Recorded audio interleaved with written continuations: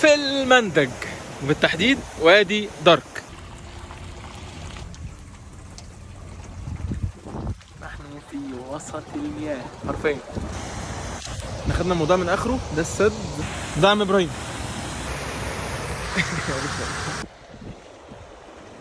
احنا كنا ماشيين بالصدفه والله هنا في متنزه جوه.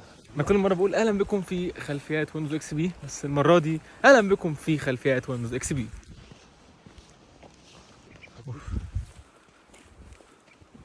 انا عايز انام هنا.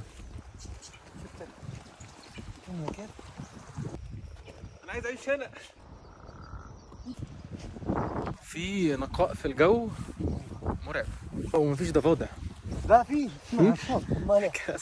اسمع الصوت. لا دي صعبه دي. انا عادي ازاي؟ عدي. على السلامه يا عم ابراهيم. اوه تمام الحمد لله. طبيعة خلابة وحاجة حلوة. حتى الجو حلو. انا حاسس ان انا محتاج اقعد هناك.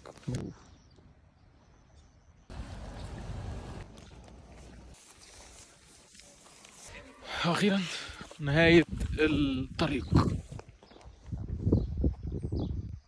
انا عايز اجري.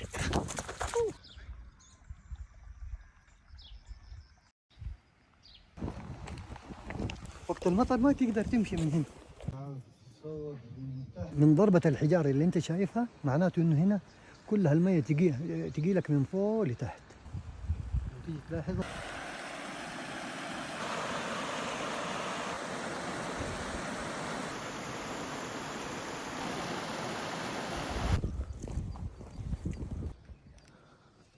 جو خطير. خطير هاو. اهلا بكم في وادي درك. المفروض كنا ماشيين بس في حد وقفنا وقرر يدينا مكان تاني في نفس المنطقة يعني. كان خطير. طبعا هذا الوادي اسمه وادي ضرك، ولكن اسمه سابقا كان يقال له وادي السيسبان، انتشار شجر السيسبان.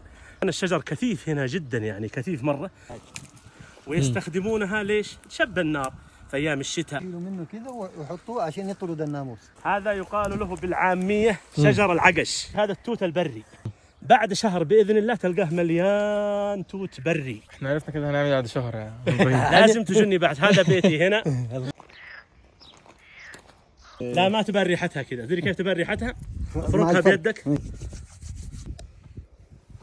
جميلة الشاي؟ هذه تحطها على الشاي تعطي نكهة، يعني يعطي نكهة. تعطي نكهة مع الحبق مع النعناع مع كلين الجبل.